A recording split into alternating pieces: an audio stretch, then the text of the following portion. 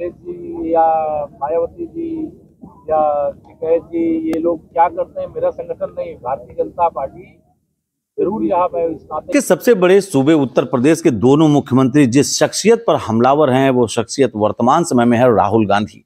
राहुल गांधी की भारत जोड़ो यात्रा कहीं ना कहीं भाजपाइयों के लिए चिंता का सबब बनी हुई है और इसको साफ तौर पर इस तरह से देखा जा सकता है कि भारत जोड़ो यात्रा वैसे तो काफी दिनों से चल रही है, देश में ये खूब सुर्खियां बटोर रही है। अब ये यूपी पहुंची है और यूपी पहुंचने के बाद जिस प्रकार से उत्तर प्रदेश के दोनों डिप्टी सीएम, अब आप कहेंगे दोनों डिप्टी सीएम की बात हम क्यों कर रहे हैं, तो हम आपको पहले बता दें कि राहुल गांधी पर सबसे पहले डिप्टी सीएम के तौर पर ब्रजेश पाठक काफी हमलावर हो चुके हैं। उन्होंने राहुल गांधी को तमाम बातें कही, लेकिन अब केशव प्रसाद मौर्य भी उसी राह पर चलते हुए दिखाई पड़ रहे हैं और आज उन्होंने राहुल गांधी के लिए कुछ ऐसा कह दिया जो सुनने लायक है। हम आपको बता दें, दरअसल केशव प्रसाद मौर्य आज जनपद बाराबंकी के हैदरगढ़ तहसील में सिद्धियावा गांव में एक सरकारी कार्यक्रम में पहुंचे थे। यहां पर उन्होंने तमाम ऐसे लोग जो लाभार्थी थे, जो पात्र थे, उनको आवास की चाबी, राहत की चेक, किसान संबंधित तमाम जानकारी और तमाम उन चीजों से लाभान्वित किया जिनकी उन्हें दरकार थी। इसके साथ ही उन्होंने जनपद बाराबंकी के तमाम अधिकारियों को तमाम तरह के दिशा निर्देश दिए। उन्होंने पंचायत भवन जो जनपद बाराबंकी के सिद्धियावा गांव में बना हुआ था उसको देखा, उसकी काफी तारीफ की और उन्होंने अधिकारियों को निर्देश दिया कि वहां के अधिकारियों के बैठने के लिए एक और भवन का निर्माण किया जाए। इन सबके बीच में जब वह जनता को संबोधित कर रहे थे, वहां मौजूद लाभार्थियों को संबोधित कर रहे थे, उस दौरान उन्होंने कांग्रेस पर तीखा हमला बोला। अखिलेश यादव को तो उन्होंने बेरोजगार तक कह दिया, लेकिन जो सबसे बड़ी बात आई वो बात आकर टिकी राहुल गांधी पर। दरअसल पत्रकार वार्ता के दौरान जब केशव प्रसाद मौर्य से राहुल गांधी के मुद्दे पर सवाल पूछा गया तो उन्होंने कहा कि केशव प्रसाद मौर्य ने यह कहा कि राहुल गांधी को भारत जोड़ो यात्रा न निकालकर बल्कि भारत के लोगों से माफी मांगने की यात्रा निकालनी चाहिए। हालांकि इसके पीछे का कारण उन्होंने नहीं बताया कि क्यों माफी मांगनी चाहिए, लेकिन इसी के बीच में जब राम जन्मभूमि के महंतों का समर्थन प्राप्त कर चुके राहुल गांधी की बात आई तो कहीं ना कहीं केशव प्रसाद मौर्य कुछ देर के लिए शांत हो गए। यहां पर सबसे बड़ी बात आई कि चंपत राय जो राम जन्मभूमि न्यास ट्रस्ट के हैं, जब उनके नाम पर लिया गया तो उन्होंने क्या कुछ कहा, ये देखने, सुनने और गौर करने लायक होगा।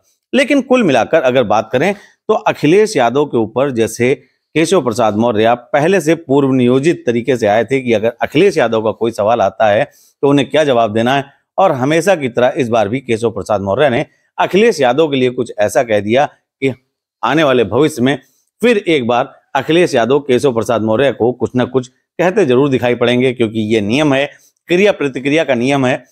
और खासकर जब अखिलेश यादव और केशव की बात आती है तो इन दोनों की जुबानी जंग कहां तक जाती है ये आप सभी को पता है। लेकिन इस वक्त मुद्दा है राहुल गांधी। केशव प्रसाद मौर्य ने राहुल गांधी के लिए क्या कुछ कहा है, सुनिए खुद केशव प्रसाद मौर्य के मुंह से।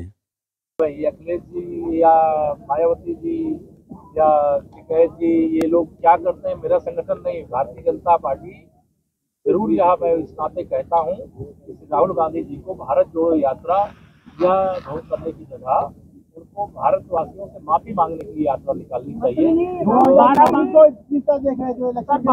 जितने विरोधी हैं वो सब एक हो जा रहे हैं। 2014 से सब हमारे खिलाफ एक रहते कमल खिलता है और जनता का समर्थन भाजपा के साथ है, मोदी जी के साथ है।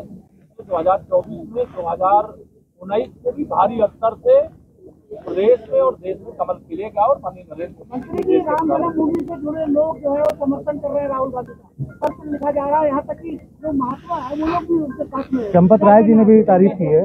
अगर कोई संस्था किया है और इस संस्था से अगर कांग्रेस के लोग बड़ा उत्साहित हैं तो उसको उत्साहित होने दीजिए। और हमारे कोई संगठन के वरिष्ठ लोग हैं, कोई कहा होगा तो उसमें मैं क्यों प्रतिक्रिया दूंगा। बहुत मेहनत की और मम्मी भी बनी थी। बाराबंकी में कांग्रेस को देख रहे हैं, अखिलेश जी इसके साथ दे रहे हैं, अखिलेश जी भी साथ दे रहे हैं जो राहुल जी का, तो आप इसको किस तरह देख रहे हैं? मैं ये अखिलेश जी और राहुल जी और मायावती ये सब 2019 में एक थे, आपको तो मालूम है। और एक थे तो भी क्या हुआ, 100% में से 51% वोट भारतीय जनता पार्टी को मिला, 64 सांसद हमारे जीते।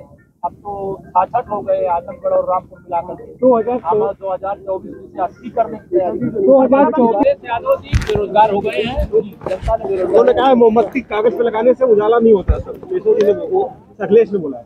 अखिलेश यादव जी हमें फ्रस्ट्रेशन में है और सत्ता के बिना जैसे पानी के बिना मछली तड़पती है वैसे श्री अखिलेश यादव की कंपनी तड़प रही है। वो बेरोजगारी दूर करने का मतलब जमीन पे कब्जा करना, माफियागिरी करना, कट्टा बनाने की फैक्ट्री शुरू करना, बम बनाने की फैक्ट्री शुरू करना, धंधा करना, ये यूपी में अब नहीं हो सकता। योगी जी मुंबई गए हैं, अखिलेश ने कहा है कि जो बॉलीवुड में नफरत फैला रहे हैं, दो पार्ट कर रहे हैं, वो वहाँ मुंबई में जाकर श्री अखिलेश यादव जी हमें निर्देश कर दे अपनी पार्टी में। आपको लगातार निमंत्रण